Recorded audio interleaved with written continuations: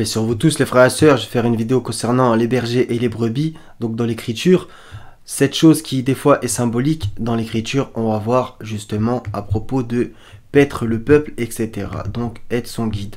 Donc on va aller de Abel jusqu'à Jésus, ça va être sympa et assez long. Donc Genèse 4:2, donc elle enfanta, c'est-à-dire Ève, encore son frère Abel. Abel fut berger et Caïn fut laboureur. Donc Abel, le berger, le premier, on va dire, qui apparaît dans l'histoire biblique, dans la Genèse.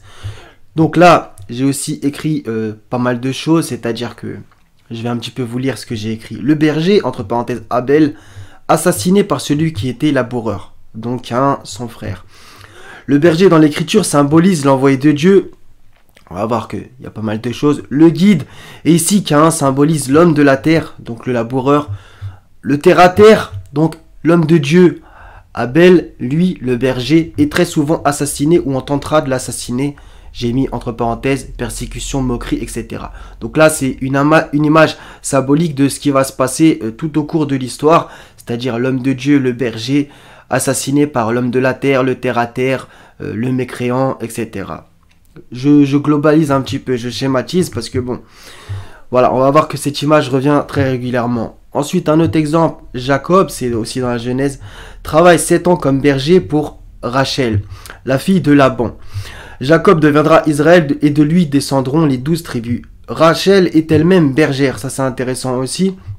Ils auront 2 fils, Joseph et Benjamin. L'un sauvera l'Égypte, donc Joseph, et sa famille de la famine. L'autre aura un rôle à jouer dans l'histoire de la coupe, donc Benjamin. Donc les 12 tribus, etc. Très important. Donc, on va voir d'autres choses. Rachel meurt sur le chemin d'Ephrata à Bethléem. Bethléem où naîtra David, lui aussi berger, et Jésus. 2 oins, Messie, Machiar, par l'Éternel. Les oins de l'Éternel. El Masih pour Jésus, comme c'est écrit dans le Coran. Donc on va voir que tout ça c'est important. Et Bethléem aussi qui a un rôle important, c'est dans Michée 5:2 qui a été repris dans Matthieu 2:6, donc dans l'évangile. Et toi Bethléem Ephrata, petite entre les milliers de Juda, de toi sortira pour moi celui qui paîtra Israël et dont l'origine remonte aux temps anciens, au jour de l'éternité. Donc c'est aussi cette phrase qui est importante. Celui qui paîtra Israël, donc paître, etc. On va voir que ça revient pas mal de fois dans l'écriture, jusqu'à même l'Apocalypse. Il les paîtra avec une verge de fer, etc. C'est un langage qui revient sans cesse. Paître le peuple, etc. On va passer à l'exemple de Moïse, qui va être aussi splendide. Donc, sourate 20, versets 18 et 19. Bismillah. Ça, c'est Dieu qui dit ça à Moïse, une fois que Moïse est monté sur le mont, la vallée sacrée. Et qu'est-ce qu'il y a dans ta main droite, ô Moïse? Moïse répond, c'est mon bâton sur lequel je m'appuie qui me sert à effeuiller, entre parenthèses, les arbres pour mes moutons et j'en fais d'autres usages. Donc on voit ici son métier de berger. Encore une fois, on va voir justement dans la sourate 28, c'est plus précisé du verset 23 au 30. Donc lorsqu'il se dirigea vers Madian, donc Moïse est parti à Madian, etc. Et quand il fut arrivé au point d'eau de Madian, il y trouva un attroupement de gens abreuvant. Et il trouva aussi 2 femmes se tenant à l'écart et retenant, entre parenthèses, leurs bêtes. Il dit, que voulez-vous? Elles dirent, nous n'abreuverons que quand les bergers seront partis et notre père est fort âgé. Je vais un peu après détailler tout ça. Il abreuva, entre parenthèses, les bêtes pour elles, puis retourna à l'ombre et dit, Seigneur, j'ai grand besoin du bien que tu feras descendre vers moi. Donc déjà, on va regarder un petit peu ça. Donc les femmes ne veulent pas abreuver avec les autres bergers, mais que quand ils seront partis. Moïse abreuve pour elle et, il écrit aussi, retourne à l'ombre, puis invoque le Seigneur. Donc tout ça aussi, il y a énormément de choses à capter. Donc elles ne veulent pas abreuver, mais par contre quand Moïse le fait, elles acceptent. Donc là aussi, il y a toute cette notion de le berger, il y a aussi bien sûr le point d'eau, l'eau qui symbolise la parole de Dieu, etc. Dans des cas, qu'on se comprenne, il y a aussi l'eau littérale, physique. Voilà, donc tout ça, ça va être très important. Ensuite, il y a l'histoire du mariage, donc la femme, etc. Donc, je vous résume un petit peu, je vous invite à lire ce passage si vous ne le connaissez pas. Donc, l'une d'elles dit, oh mon père, engage-le, donc Moïse, moyennant salaire, car le meilleur à engager, c'est celui qui est fort et digne de confiance. Il dit, donc le père, je voudrais te marier à l'une de mes 2 filles que voici. Voilà ce qu'il dit à Moïse. à condition que tu travailles à mon service durant 8 ans.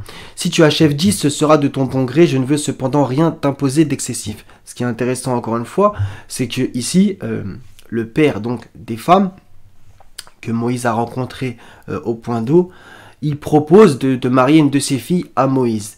Et ça nous rappelle justement ce qu'a fait Jacob, c'est-à-dire qu'il a travaillé 7 ans comme berger pour avoir Rachel, la fille de Laban. Donc on a encore cette image parfaite qui revient.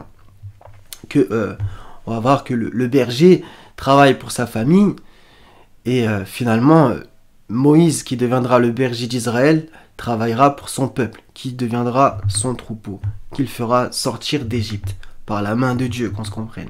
L'eau est synonyme de parole de Dieu et Moïse recevra la parole après avoir accompli la période convenue en tant que berger. C'est écrit juste au-dessus. Puis lorsque Moïse eut accompli la période convenue et qu'il se mit en route avec sa famille, il vit un feu du côté du mont. Il dit à sa famille, demeurez ici, j'ai vu du feu. Peut-être vous en apporterai-je une nouvelle ou un tison de feu afin que vous vous réchauffiez. Voilà. Donc il a accompli la période convenue. Donc il a fait sa mission pour avoir Séphora. Il a fait sa mission ces années en tant que berger dans cet endroit. Et ensuite, il est appelé par Dieu. On va voir que ça aussi, c'est au niveau de la symbolique, c'est extraordinaire. Donc, Moïse travaille en échange de mariage, comme l'avait fait Jacob. Donc, il a Séphora et il bosse, on va dire, pour ça. Comme l'avait fait Jacob, et il est un symbole du renouveau d'Israël dans un sens. J'ai pas forcément le bon mot, mais il renouvelle ce que Jacob a fait, Jacob qui est devenu Israël. Donc, tout ça, c'est aussi primordial. Les enfants d'Israël étant dans la servitude en Égypte, que Moïse a quitté en arrivant à Madian. Ça aussi, ça va être parfait. Il a quitté l'Égypte, où il y avait la servitude.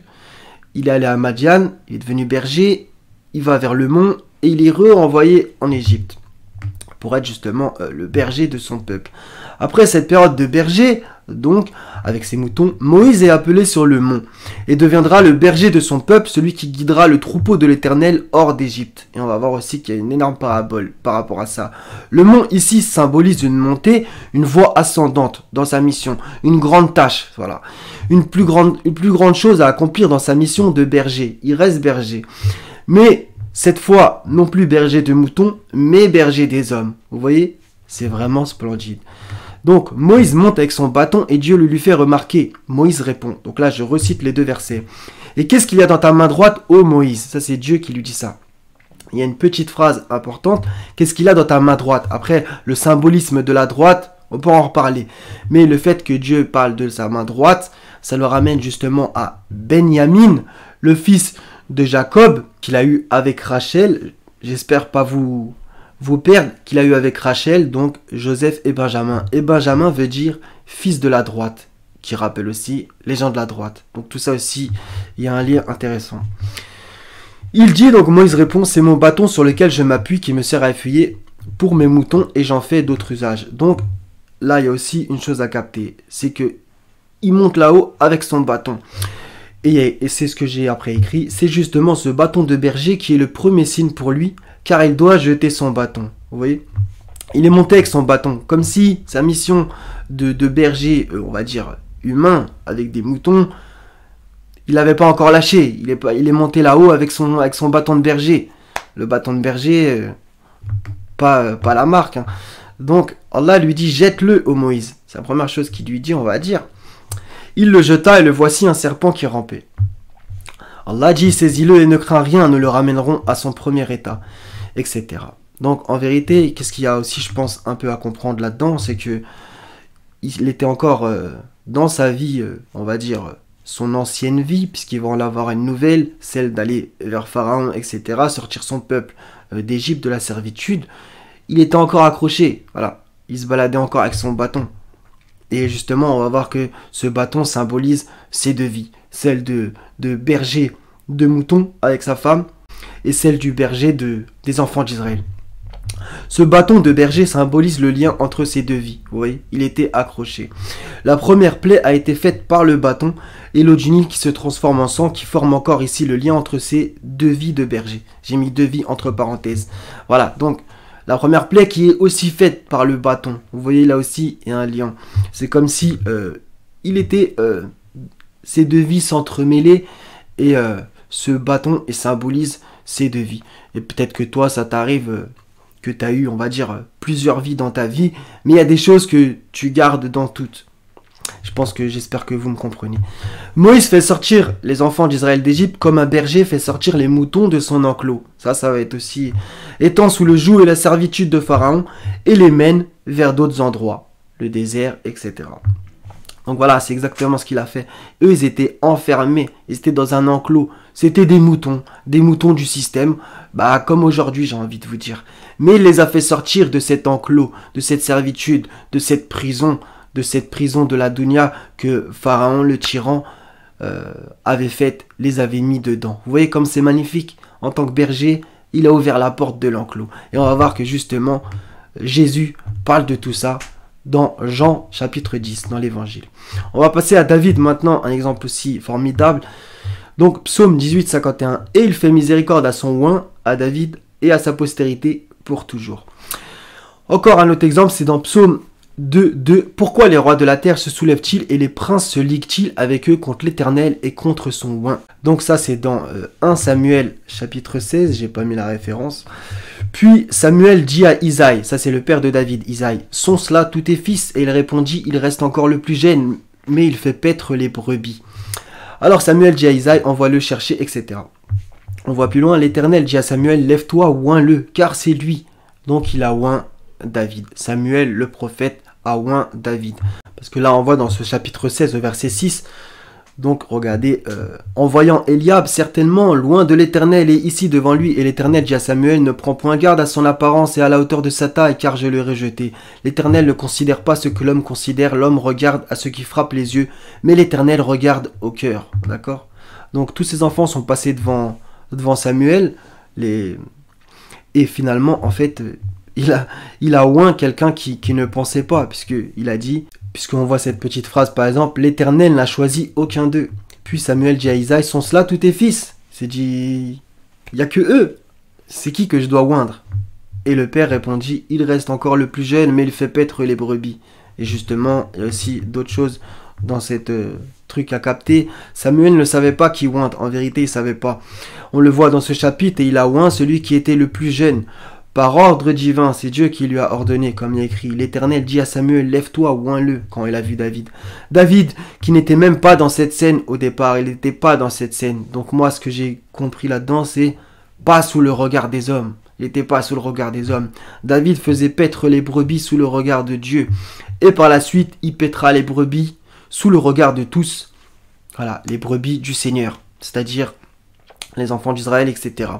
Donc, il dira dans un psaume, encore une fois, très humble, 23.1, l'Éternel est mon berger, donc un psaume très connu. Donc bien sûr que tu peux être berger humainement, mais c'est Dieu le berger. David, oint de l'Éternel, passant de berger à roi, donc ça aussi c'est au niveau motivation, etc., au niveau, entre guillemets, réussite pour Dieu. C'est extraordinaire, il passe de berger à roi, donc ça, je vais en placer une petite. Pour tous ceux qui disent, oui, mais toi, t'es qui? Oui, mais t'as étudié où? Blablabla, blablabla. Ouais, mais David, il est passé de berger à roi, ne vous en déplaise. Non, mais faut écouter les savants. Bref, on s'est capté, je voulais un peu la dire, celle-là aussi. Et il est décrit comme calife dans le Coran, Sourate 38, verset 26. Il ne construisit pas le temple, mais son fils, Salomon, ça c'est dans 1 Roi 6, 8, et le lien avec le temple, la maison sera fait avec Jésus le bon berger, on va le voir. Là peut-être que vous voyez peut-être pas où je vais en venir. Puisque en fait Jésus, dans Matthieu 13, 55, qu'est-ce qu'il nous est dit? N'est-ce pas le fils du charpentier? N'est-ce pas Marie qui est sa mère? Donc là, quand on dit le fils du charpentier, on parle de Joseph. Bon après, qu'on se comprend après qu'on se comprenne quand il y a écrit n'est-ce pas le fils du charpentier, les gens... Voilà, il disait que Joseph c'est son père, qu'on se comprenne. Donc Marc 6.3, n'est-ce pas le charpentier, le fils de Marie? Donc là carrément on apprend que Jésus était charpentier, fils de charpentier. Voilà, donc Jésus était charpentier, de même que Joseph. Tout ça c'est important. Donc qu'est-ce qu'un charpentier, etc. Vous connaissez ce métier. Voilà, et donc ça va être en lien avec la maison de l'Éternel. D'une manière subtile et subliminale, si tu n'as pas fait le lien... il est en fait évident. Dans 2 Chroniques 24, 12, donc dans l'Ancien Testament, dans l'Ancienne Alliance. Le roi Jéhojada le donnait à ceux qui étaient chargés de faire exécuter l'ouvrage dans la maison de l'Éternel, et qui prenaient à gage des tailleurs de pierre et des charpentiers pour réparer la maison de l'Éternel. Alors là, c'est parfait, c'est ça. Des charpentiers pour réparer la maison de l'Éternel. Et justement, Jésus, quand il a dit votre maison sera détruite, etc. Et après, en vérité, il parlait le temple qui était son corps, etc. Tout ça, c'est splendide. Donc, le temple, etc., etc. Je pense qu'il y a des liens, en vérité, extraordinaires dans tout ce passage. C'est que voilà, il était charpentier, il devait reconstruire, bâtir, etc. sur justement des ruines, dans un certain sens. Ils avaient commencé à faire n'importe quoi. Donc voilà, Jésus, il était aussi, c'était une grande partie de sa mission. On voit dans Ésaïe 44,13, le charpentier étend le cordeau, fait un tracé au crayon, façonne le bois avec un couteau et marque ses dimensions avec le compas. Et il produit une figure d'homme, une belle forme humaine, pour qu'elle habite dans une maison. Là aussi, rien à dire. Matthieu 26, 31. Donc ça, c'est à propos le berger, donc Jésus qui est le berger. On va voir que dans Jean 10, c'est extraordinaire, tout ce qu'il dit. Et dans Matthieu 26, 31. Alors Jésus leur dit, je serai pour vous tous cette nuit une occasion de chute. Car il est écrit, je frapperai le berger et les brebis du troupeau seront dispersées. Donc ça, Gethsémane, etc. Donc dans Jean 10, versets 1 à 16, j'ai envie franchement que carrément vous le lisez tout entier, je vais juste vous lire 2-3 passages. Donc Jésus leur dit encore, en vérité, je vous le dis, je suis la porte des brebis. Donc une phrase très connue aussi, je pense que vous connaissez, je suis le bon berger donne sa vie pour ses brebis. Voilà. Je suis le bon berger, je connais mes brebis et elles me connaissent, etc. Je donne ma vie pour mes brebis. Magnifique. Dernier petit exemple, c'est un petit peu différent, mais en vérité ça va être lié, bien sûr, encore une fois, avec la mission de Jésus. Donc c'est dans Luc 2. Donc ça c'est au moment de la naissance de Jésus. Il y avait dans cette même contrée des bergers qui paissaient dans les champs les veilles de la nuit pour garder leurs troupeaux. Écoutez bien. Donc encore une fois, une histoire de berger. Et voici un ange du Seigneur leur apparut et la gloire du Seigneur resplendit autour d'eux. Ils furent saisis d'une grande frayeur. Mais l'ange leur dit, ne craignez point car je vous annonce une bonne nouvelle. Une bonne nouvelle, un évangile qui sera pour vous, qui sera pour tout le peuple sujet d'une grande joie. C'est qu'aujourd'hui, dans la ville de David, on y revient, il vous est né un sauveur qui est le Christ, le Seigneur. Voilà. Donc, eux, les bergers ont vu ça aussi. Les bergers ont vu la naissance du bon berger. C'est extraordinaire. On voit plus bas. Lorsque les anges les eurent quittés, donc les bergers, pour retourner au ciel, les bergers se dirent les uns aux autres, allons jusqu'à Bethléem et voyons ce qui est arrivé, ce que le Seigneur nous a fait connaître. Et on voit plus loin. Et les bergers s'en retournèrent, glorifiant et louant Dieu pour tout ce qu'ils avaient entendu et vu, qui était conforme à ce qui leur avait été annoncé. Voilà. Donc en vérité, on voit dans toute cette petite humblétude que voilà, toutes ces choses, les moutons, les brebis, on voit même Bethléem qui revient, David, Jésus, Jacob, en vérité, ils sont tous en lien. Le bâton de berger, etc., etc. Vous voyez, il les pètera avec une verge de fer, comme c'est écrit dans l'Apocalypse. Donc voilà les frères et sœurs, je voulais juste vous présenter ça. Donc faites attention au lait pasteurisé, comprendra celui qui pourra. Et soyez tous bénis. Wassalamun ala al-mursalin. Walhamdulillahi rabbil alamin. La ilaha illa huwa al-haziz al-hakim. Prenez soin de vous. À la prochaine, Inch'Allah. Salam.